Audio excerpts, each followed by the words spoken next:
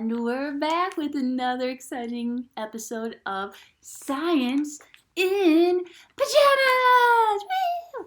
Alright, so in the last video we talked about sexual reproduction and how that's when you have two sources of genetic material that mix to create genetically unique offspring. And then we talked about gametes, which are the sex cells, and we mentioned they are haploid, meaning they have half of the genetic material. Well, today we're going to talk about the process of how that occurs.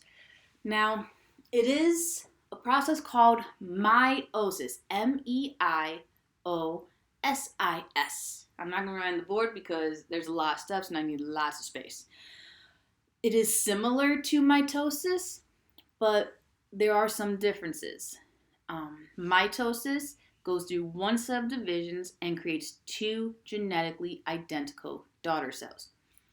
Meiosis goes through two sets of division and creates four genetically unique daughter cells. So we do see some differences there. The products of mitosis are diploid, the products of meiosis are haploid, and we'll also see some other variations in the steps. Again, there's a lot of similarities, but there's also some differences. Now, let's start off by talking about what is going on. So, what we have is, as we mentioned, there is a set of two divisions. Now, before we begin at all, we do have interphase. A lot of times we call it interphase 1 because it goes before meiosis 1. Meiosis 1 is the first set of division. So in meiosis 1, we have meiosis 1, and what we end up with, what we have is interphase 1, and then it goes through PMAT, P-M-A-T. We have prophase 1, metaphase 1, anaphase 1, and telophase 1. Yes, you have to specify 1, 2, or none, because if you just say anaphase, then that is, indicates mitosis. If you say anaphase 1, then that indicates the first part of meiosis. And if you say anaphase 2, then that means the final division of meiosis. So it is very, very important to differentiate. Now, before I start actually drawing everything out, all those crazy lights. So, yeah, it's not going to work. I didn't think it would. We'll just have to be careful on that side. Just go a little bit further down.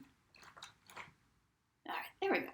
So, what we have to think about is, first we have interphase 1, and that's going to be pretty much identical to interphase before mitosis. So we have our cell, we have the centrioles, we have the nuclear membrane, and yes, the DNA is in the chromatin form right now. I'm going to draw it as chromosomes just so we can keep track of it. However, we do have, I'm just going to do two pairs. I'm sorry, but it's a lot of drawing I'm about to do. So we have one pair, one homologous pair,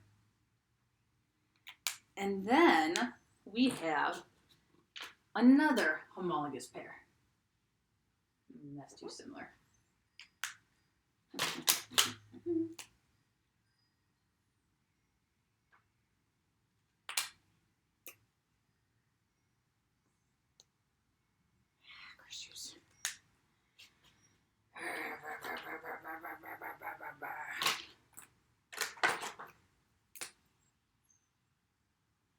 So we have two homologous pairs, and I'm showing, I know again a little hard to see, but what I'm showing is that they went through DNA replication. Now if we were to look at that first, we were just to look at it before, good comparison for before and after, maybe I should have just done that. We have one homologous pair, and we have two homologous pairs. So we have a total of 4 chromosomes, 2 pairs.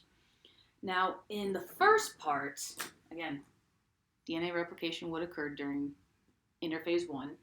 But then we go to what's called prophase 1. So prophase 1, and we have our cell. The centrioles have doubled. We made an extra copy during interphase. They're starting to move apart and make the spindle fibers. The nuclear membrane is breaking apart, and the chromosomes now become visible. However, there's something else that occurs at this point. It's called crossing over. Now I'm going to use this space right here to kind of show that a little bit.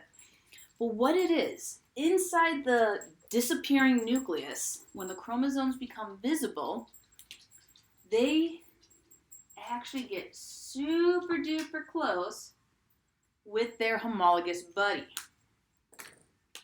So close, in fact, that they form what's called a tetrad. I need to make that a little bit bigger. Yeah, I should make that bigger. All right. So we have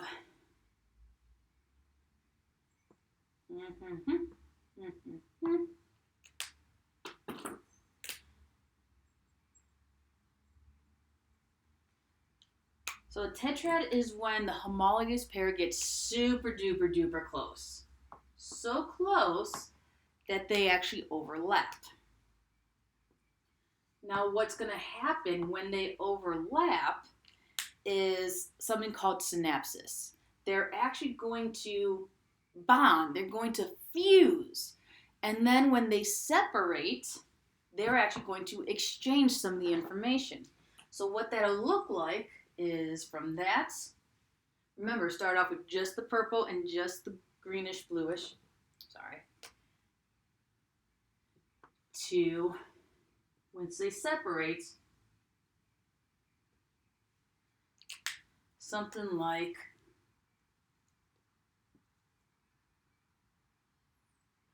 so now there's a little bit of blue on this guy and a little bit of green on that guy. Now remember, yes, they're a homologous pair and they have the same genes, but like we already said in a previous video, that doesn't mean that they're going to have the same versions of those genes. Not all eye color genes are the same. They're in the same place in your DNA, but there are different versions. That's why we end up with brown and different variations of brown, or green, or hazel, or blue, etc. That's why we have different hair colors and different heights and different skin colors and all that stuff, because we have variations of these genes. So when they do that, when they swap and do crossing over, they could actually be moving some of the variations and mixing them up a little bit, which is how we actually end up with so many possible combinations. And this one will go through the same thing. Now, will they necessarily always fuse at the same part? No. Maybe they'll fuse up here. Maybe it'll be a smaller point. Maybe it'll be a bigger point. There's a lot of different ways that crossing over can occur in different places. Maybe they won't even cross over at all. Again, this is what provides the variation. Now, for my sanity, I'm only going to show it on the blue set, the first homologous pair. But again, this could very well happen on the other one as well. So we have our tetrads forming, and they are going to allow for crossing over to occur.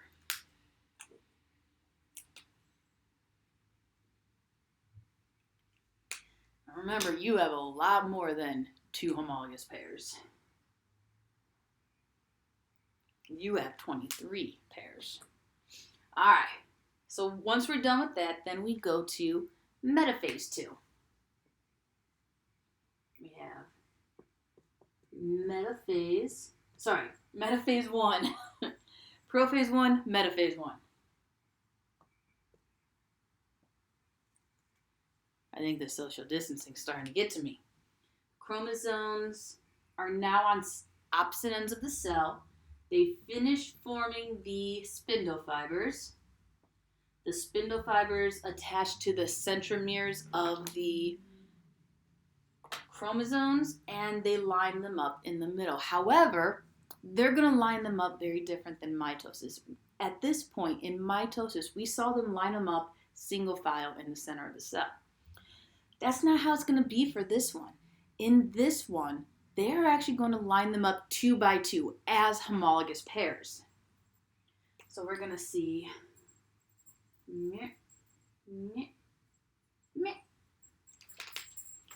and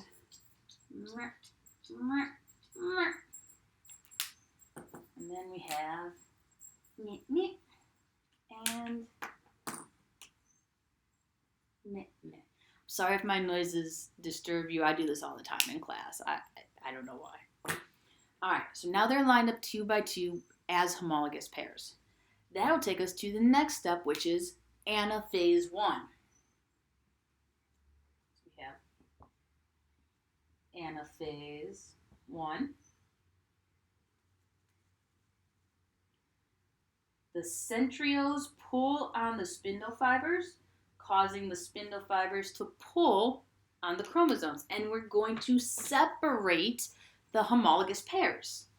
So for the homologous pairs, let's get these going. We have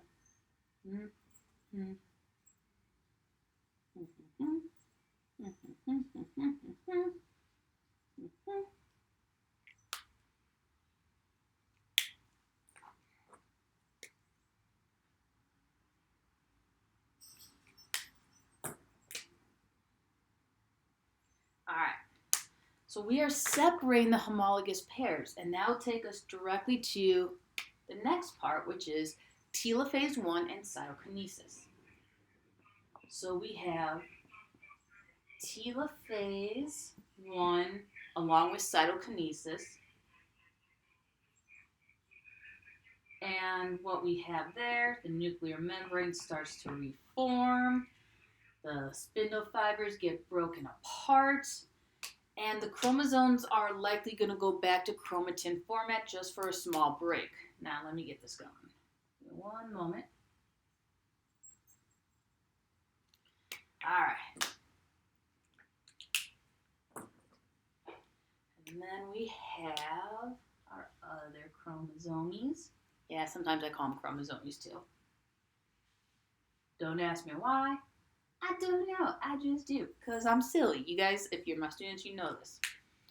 And that is going to leave us, once we're done with the cytokinesis part, we are going to be left with 2 cells, 2 daughter cells.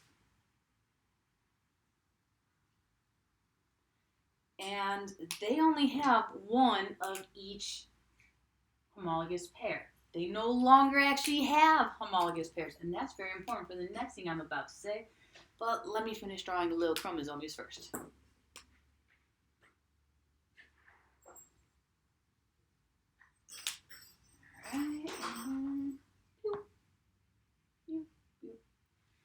At this point, stupid light.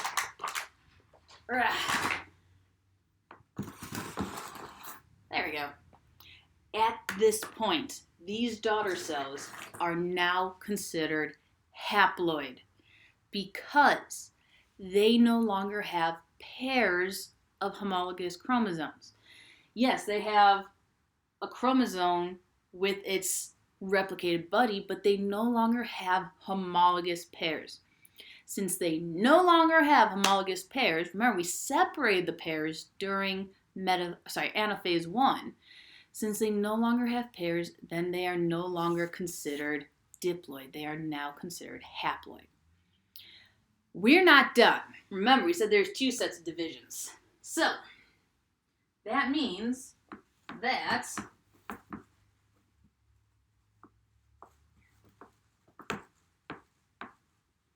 we are going to begin. Sometimes there may be notice my air quotes, interphase 2. There's not really a true interphase at this point. The reason for that, because one of the main things that goes on in interphase is DNA replication. We do not want to do that at this point. We haven't even separated the last result of DNA replication. It's very likely there could be a rest period, give the cell time to check it over itself, make sure there is no errors, gather up more glucose to make ATP, but there's not going to be a true interphase because we are not going to replicate the DNA. But if it does go through a rest period, then how that'll look, just like the other form, the nuclear membrane would have reformed, and then sorry, I'm trying to do two things at once. I'm not always the best at multitasking when it comes to talking. So the nuclear membrane is going to reform just to protect the DNA until we get started with the next set of meiosis, which we call Meiosis II. So let's get going on that, shall we? Same name of the steps, but now we add a 2 to the end. So we're going to go on to prophase 2. Sometimes it's written as Roman numerals. A lot of times it's actually written as Roman numerals. So I guess I should probably just keep everything the same, shouldn't I? So meiosis 2. We are now going to separate. Notice we had 2 cells, 2 daughter cells at the end of the last division of meiosis 1. They are both going to enter meiosis 2. So that means we start off with 2. We're going to continue on with 2. So the centrioles begin to move. The spindle fibers start to form. The nuclear membrane will disappear. If the cell or if the DNA had gone to chromatin form, it will come back out of chromatin form and resume the chromosome form. So we have boop, boop, boop. A little bit of light blue there.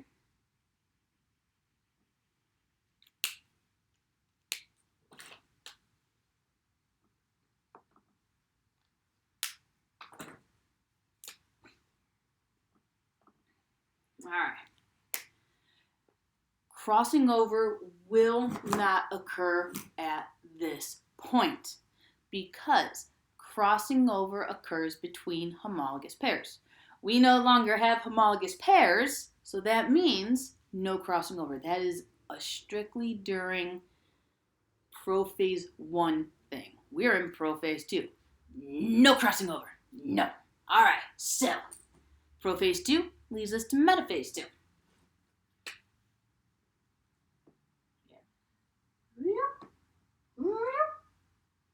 The centrioles are on opposite ends. They finish building the spindle fibers.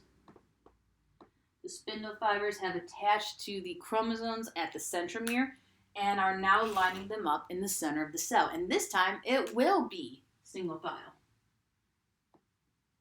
Remember, we only line them up 2 by 2 in metaphase 1 because we were trying to separate the homologous pairs. We no longer have homologous pairs. We're not going to line them up with homologous pairs because there are no homologous pairs. All right, so we got that. Then we got, so they're being lined up in both cells. And then, I didn't write meta 2, I'm sorry. So we have meta 2. That takes us to anaphase 2. Where we have the centrioles pulling on the spindle fibers, causing the spindle fibers to pull on the centromeres of the chromosome, and it's actually going to break them so that we separate the sister chromatids. So let's get those all shown. We have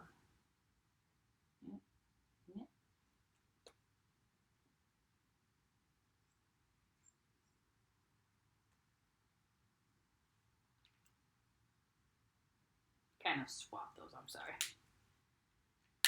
And then we have, this guy has the small purple, because that's that cell. And then here we have small pink.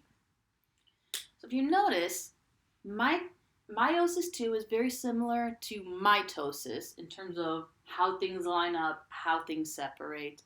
The only thing is we're doing it to two cells instead of one, and we don't have homologous pairs because we separate them. That's why we got the two cells. All right, that'll take us to telophase 2 in cytokinesis. So telophase 2, these spindle fibers break down. The nuclear membranes begin to form. These cells begin to pinch in the middle because remember, cytokinesis is going on at the same point.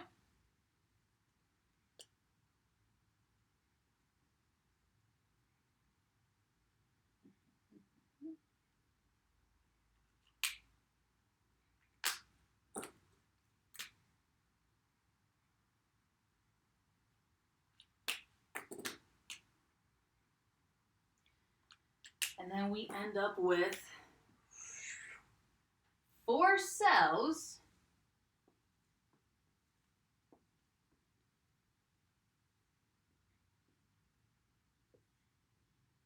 which are genetically unique to each other. Now, I'm actually going to shift or erase this, show what we start with, show what we end with, so you can see the difference. So,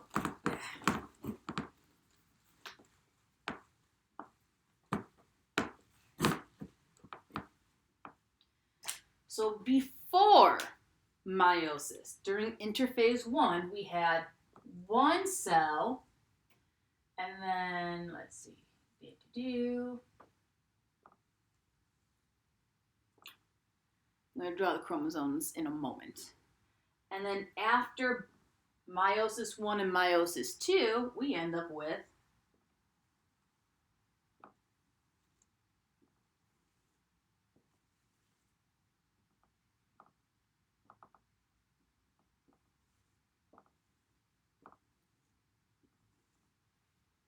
there's our 4 cells. We have 4 daughter cells that are genetically unique. So, give me a moment so I can start drawing those.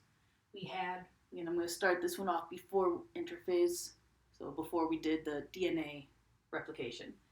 We have one big blue, one big green, and then we end up, and the other one, we got one small pink, and one small purple. So those are our 2 homologous pairs. 4 chromosomes total, 2 pairs. And then what we ended up with was all dark blue with a little bit of that. Nice and bold so we can see it. And then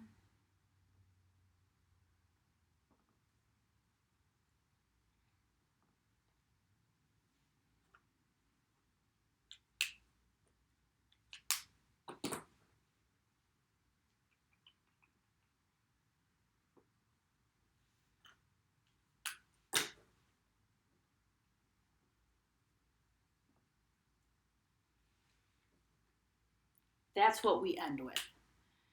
Remember, 2 pairs, 4 chromosomes.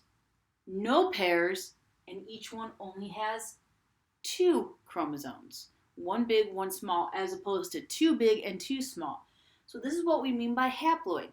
We don't have homologous pairs. We only have one from each pair that we started with. And they're not all the same either. We have one of the original blues and one original pink.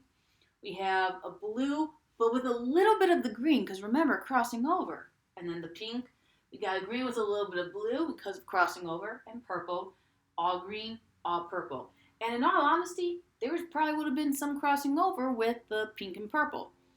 Whether they cross over at the top or the bottom, and they won't always cross over. Each time you go through meiosis, they don't always cross over at the exact same spot. So that's a lot of different combinations. From just 2 homologous chromosomes pairs, we have 4 different possible gametes genetically Actually, that's only with crossing over on one. That's not even crossing over with the other pair. So we didn't even show crossing over with the second pair. This is just crossing over of one pair out of two. And we have 4 possible gametes, genetically unique gametes.